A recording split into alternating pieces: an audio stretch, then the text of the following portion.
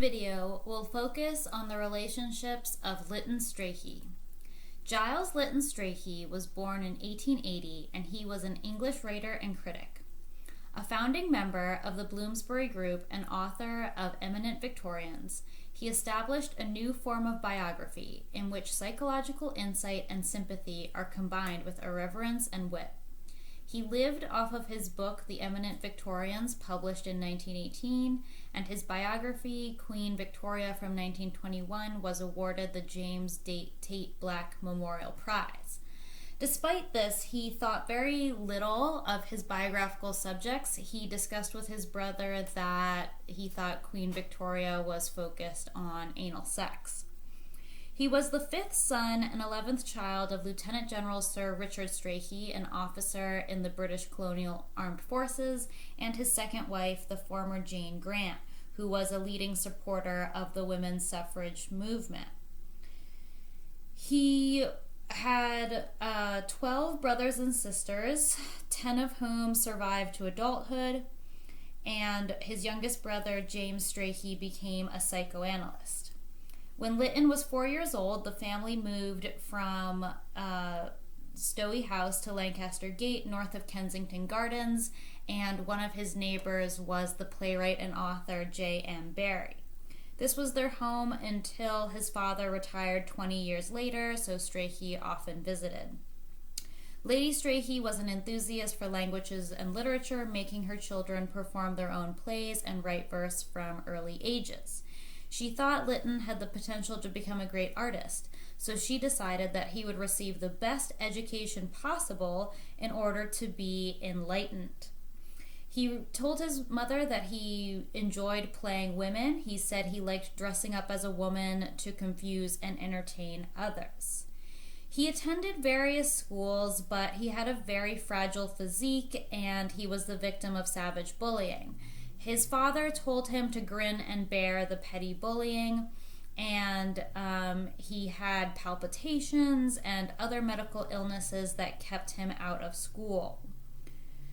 By the time he turned 17 in 1897, his mother said that he was ready to leave school and go to university, and he tried to get into Oxford but said that he was too shy and nervous. He was admitted to Trinity College, Cambridge in 1899. He won the Chancellor's Medal for English Verse in 1902 and was given a Bachelor of Arts degree in 1903. He stayed at the school until 1905 to work on a thesis that he hoped would gain him a fellowship. During this, his mother supported him completely financially. Among the freshmen at Trinity, there were three with whom Strachey soon became closely associated: Clive Bell, the brother of Virginia Woolf; Leonard Woolf, who would marry Virginia Woolf; and Saxon Sidney Turner. These students formed a group called the Midnight Society, which was the source of the Bloomsbury Group. Strachey also belonged to the Cambridge Apostles, and the Apostles believed that there was a higher sodomy. This was their elitist doctrine, which they said differentiated the homosexual acts of the intelligent from those of ordinary men. Strachey firmly believed this, and he explored his homosexual relationships throughout his life, including at Cambridge. He applied for a position in the education department of the civil service, but he was denied, and his mother basically supported him with lodging and money until he wrote The Eminent Victorians in 1918. Strachey thought very highly of himself, and he wrote to his family that he had grown a beard, and that was something that they were expected to get excited about. When he published The Eminent Victorians, he did so attacking the Victorians, including Florence Nightingale. And part of his motivation in attacking these figures was they represented the stoic, militaristic qualities that Strachey didn't exhibit. And he had been bullied for being different at school, and he poured a lot of this hate into his book, The Eminent Victorians. Eminent Victorians is a sequence of 4 biographical essays. They are about Florence Nightingale, General Gordon, Thomas Arnold, and Cardinal Manning. These 4 eminences, the founder of modern nursing, the British Empire's most honored military man, the reforming headmaster of Rugby School, and Protestant England's most prominent Catholic churchman, were simultaneously knocked down and left looking ridiculous. Strachey asserted that these 4 were deluded narcissists whose achievements depended on the ruthless exploitation of those around them. Over the previous 100 years, roughly the span of the 19th century, biography valued reticence over revelation. Prominent men were memorialized and honored. Strachey insisted that there needed to be a subtler strategy, that the biographer should attack his subject in unexpected places. He will fall upon the flank or the rear. He will shoot a sudden, revealing searchlight into obscure recesses. He believed that books about other people shouldn't be published unless there was a sexual aspect. He said that there needed to be becoming brevity, a brevity which excludes everything that is redundant and nothing that is significant. That is the first duty of the biographer. He was talking about significant form, which was the guiding principle of literary modernism that was so important to his Bloomsbury peers, Virginia Woolf and E.M. Forster. When you read about Lytton Strachey today, you never read about his relationships with underage boys. Instead, you're reading about how great he was. Strachey insisted that how something was written mattered just as much, maybe more, than the information it conveyed, and so he preferred form to actual truth. Biography, he argued, should be regarded not as objective but autonomous, a work of art with its own logical coherence and only a glancing relation to what lay beyond its frame. Echoing Strachey have been biographers since who have engaged in libel, slander, made-up stuff. It's no coincidence that Strachey's new radical proposal about how to write the lives of others appeared in the closing months of the First World War, which was incredibly chaotic, and Strachey had been denied military service for, quote, medical reasons. There was a mixture of desire, envy, and Oedipal rage in Strachey's work. He was definitely a champagne socialist. His mother had supported him financially for decades, and yet he thought that he could dictate to people about how he was better than them. He insisted that there were different forms of sodomy, and it depended on whether you were poor or rich, and that dictated the kind of sodomy that you engaged in.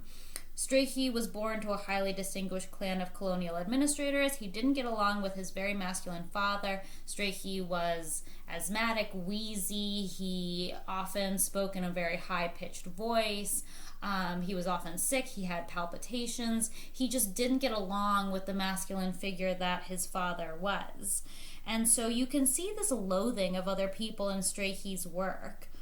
And this is something where Strachey himself had a biography published about him in the 1960s that revealed his inner thoughts and it revealed his sins. Who Strachey was drawn to were young men.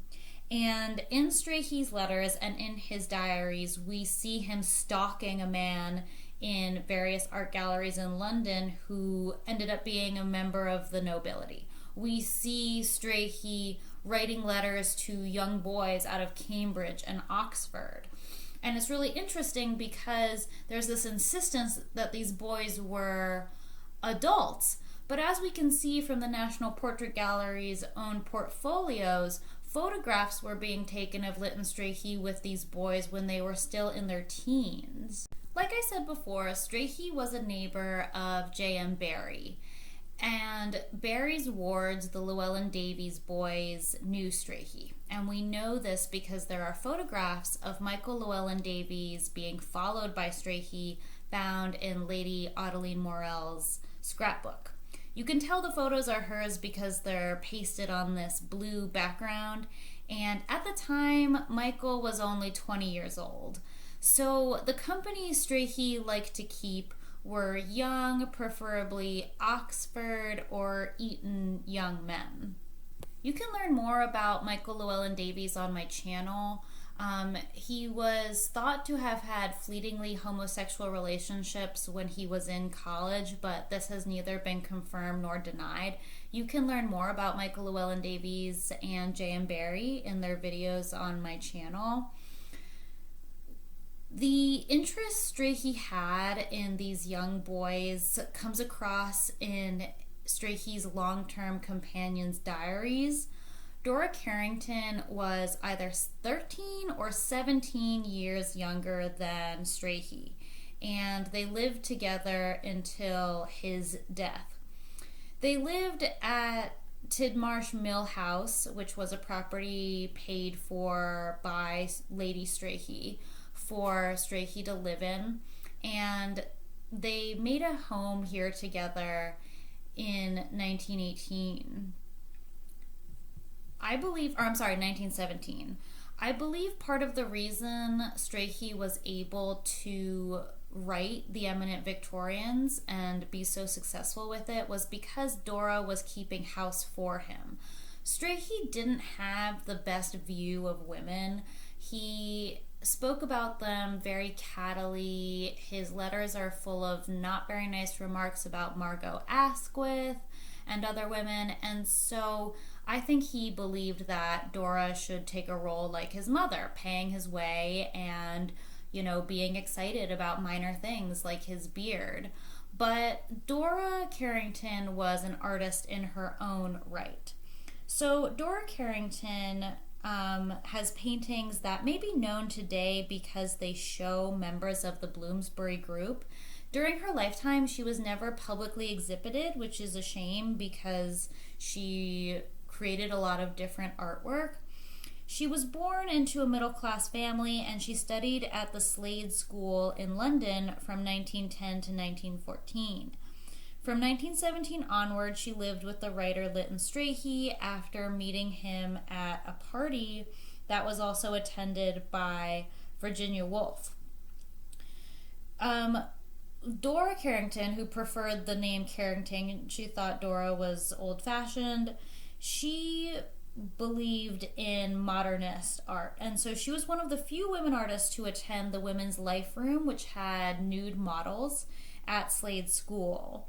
When she left the Slade School from 1914, she didn't entirely know what to do with her skills, and so she put a lot of time into decorative work in her households, whether that was the Tidmarsh Mill House or the Ham Spray House in Wiltshire, where she lived with Strachey until her death. You can also see her work used by the Wolf's Hogarth Press. There are very impressive woodcuts that Carrington did for book plates, and part of the reason Carrington's work might not be very popular today is because she used Victorian techniques. She used colored foil behind her artwork. She used a sort of dreamlike quality to her paintings that wasn't entirely modernist in style. And so, despite her huge range of skills from ceramic making to painting the inside of personal trunks and boxes, she wasn't really admired for her art as much as she maybe should have. Carrington's legacy continues today. There was a movie made about her life called Carrington, and you can read her diaries. Her diaries are an incredibly close look at the Bloomsbury Group, and you can sense her mania through her diaries. They're also very valuable for indicating who was in the Bloomsbury Group, this group that believed they would change the world and probably did, and who wasn't. For example, she writes about getting a really bad vibe from J.M. Barrie, who was never a part of the Bloomsbury Group but encouraged his wards, at least Michael Llewellyn Davies, to be a part of it. She had very bohemian attitudes, and she was distinguished by her cropped page boy hairstyle. It's been said that she made this style fashionable. That's not entirely true. We see young artistic women cutting off their hair. For example, Lady Caroline Lamb, the lover of Lord Byron. So this is not something that Carrington, made unique. She had a somewhat androgynous appearance, and she was troubled by her sexuality. In later life, she complained that she hadn't had enough relationships with young women. And also later in life, she had an affair with the American journalist Henrietta Bingham. She also had a significant relationship with the writer Gerald Brennan. She met Brennan through one of her brothers in 1918, and so she met him when her relationship with Strachey was still in its infancy. Brennan was an incredibly masculine figure. He received multiple medals during World War I, and he decided he wanted to walk from England to China in his youth. He only got as far as Bosnia before he went bankrupt, but it shows the kind of man he was. Brennan wanted to marry Carrington, and I think Carrington wanted to make Brennan a part of her life with Strachey, but Strachey was incredibly intimidated by men like Brennan, masculine, patriotic men. And so the man that Strachey allowed to marry Carrington was named Ralph Partridge. And Ralph and Strachey would travel together. They went to France together, and you can see their relationship in these photos. Carrington frequently looks so uncomfortable and sad and girl-like, and we have to remember that she was significantly younger than Strachey, yet she was completely committed to him in many ways. In June 1918, Virginia Woolf wrote of Carrington in her diary, "She is odd from her mixture of impulse and self-consciousness. I wonder sometimes what she's at, so eager to please, conciliatory, restless, and active. But she is such a bustling, eager creature, so red and solid, and at the same time inquisitive, that one can't help liking her." You have to remember that Strachey wanted to marry Virginia Woolf at one point, but then convinced himself that Leonard Woolf was the better choice. So there is definitely tension in the Strachey-Woolf-Carrington relationship. Carrington first set up house with Lytton Strachey in November 1917 when they moved together to Tidmarsh Mill House. And you can see her paintings of Tidmarsh Mill House. Carrington met Ralph Partridge, an Oxford friend of her younger brother Noel, in 1918. Partridge fell in love with Carrington, and eventually in 1921, Carrington agreed to marry him, not for love, but to hold this ménage à trois together that she had with Strachey. Strachey read about the engagement when he was off in Italy, and he paid for their wedding and then accompanied the couple on their honeymoon in Venice. The three moved to Hamspray House in Wiltshire in 1924. The house had been purchased by Strachey in the name of Partridge, so Strachey was completely on board with this relationship. And one has to remember that Strachey didn't stop his relationships on his own. While he was in this ménage à trois with Dora Carrington and Ralph Partridge, he was also sleeping with young men. He was also pursuing other men, strange men, men that he didn't even know. And his sexual tastes were completely depraved. He was into bloodletting, as we know from letters to his brother. He was into anal sex. He was into crucifying his male lovers and then cutting into them. And this is something that we don't entirely know the extent of, because there's just so much about the Bloomsbury Group. He enjoyed a slap as well as a tickle. He said about his last lover, Roger Senhouse, that erotic crucifixion is what he wants, and that there was a cut on Roger that had quite healed up and only hurts when touched. He called Roger Senhouse the best of monkeys, or you blue-nosed baboon, and called himself your faithful zebra. We know Strachey had at least one STD. He got crabs from Senhouse.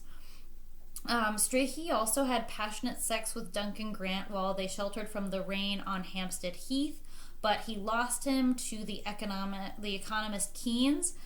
In the West today, we still follow Keynesian economic theory. Strachey wrote that Duncan Grant had come to him reeking with Keynes's semen. He wrote not very eloquently about Dora Carrington, saying that she was a lady in love with a bugger, and there were buggers in love with ladies, and womanizers, and the price of coal going up to where will it end. Strachey had health issues that were exacerbated by his sexual life. The anal sex he engaged in exacerbated hemorrhoids and other issues that he had in his gastrointestinal tract, and he developed stomach cancer. The doctors didn't exactly know what kind of cancer Strachey had. For a long time it was believed he had colon cancer, but we know now that it was stomach cancer. Strachey's degeneracy wasn't just limited to sex.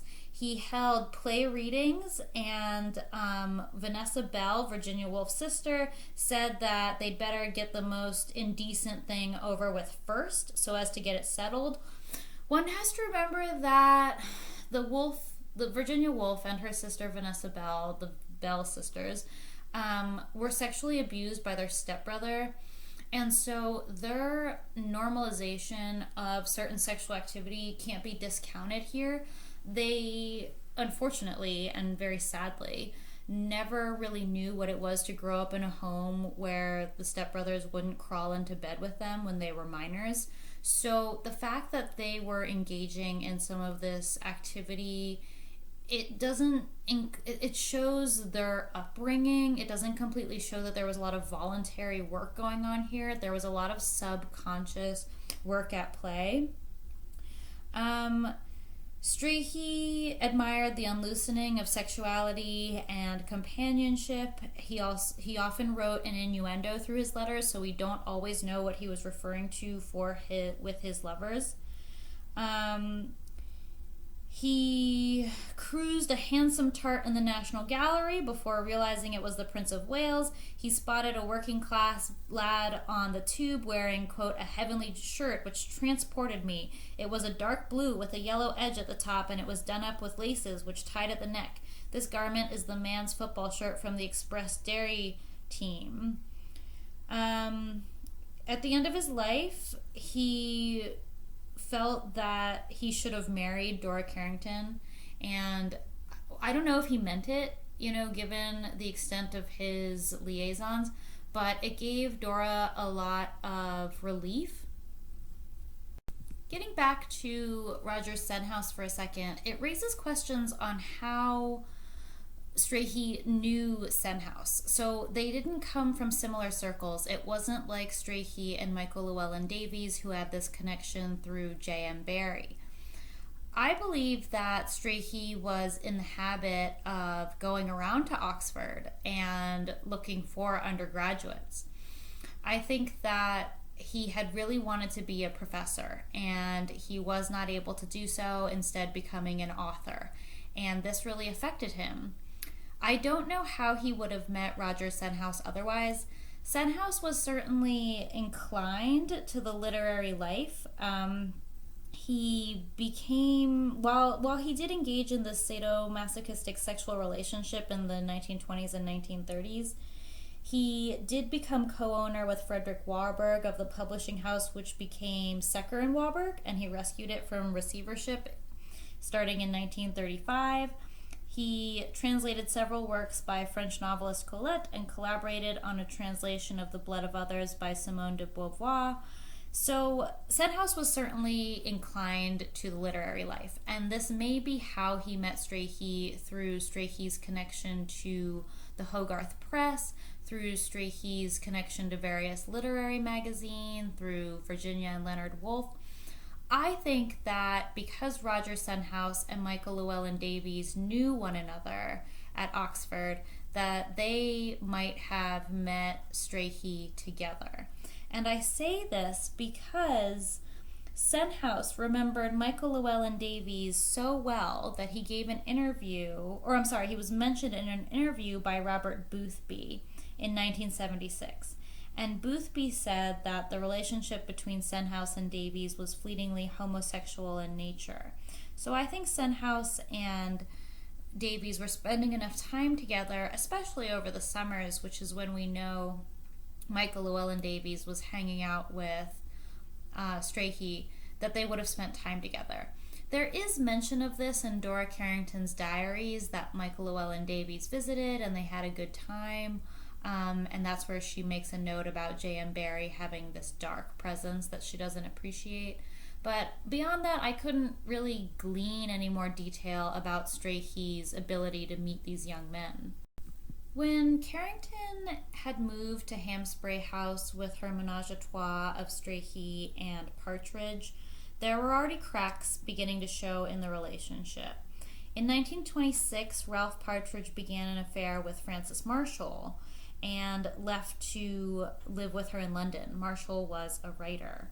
His marriage to Carrington was effectively over, but he continued to visit Hampspray House on the weekends. In 1928, Carrington met Bernard Penrose, a friend of Partridge and the younger brother of the artist Roland Penrose, and began an affair with him. Penrose was a surrealist. The affair energized Carrington's artistic creativity, and she also collaborated with Penrose on the making of 3 films. For a while, you could find some film snippets of Carrington. The films involved them palling around this yard of one of the houses, maybe Hampspray House, and there was also a white horse shown. I don't know if the clips still exist, but for a while you could find them on YouTube. Penrose wanted Carrington exclusively for himself, which was a commitment she refused to make because she loved Strachey. The affair, her last with a man, ended when Carrington became pregnant and had an abortion. The abortion had an incredible impact on Carrington, who was already prone to incredible moods. Carrington was never accepted by the Bloomsbury Group. She always existed on its periphery, despite her sacrificing her time and effort for Lytton Strachey, who was very much a core member of the Bloomsbury Group. She included pen sketches and letters to her friends after this with the intention of entertaining them. She started painting murals, fireplaces, and tin trunks. Her landscapes blended the facts of visual perception with interior desires and fantasies. She often would show the texture of human skin.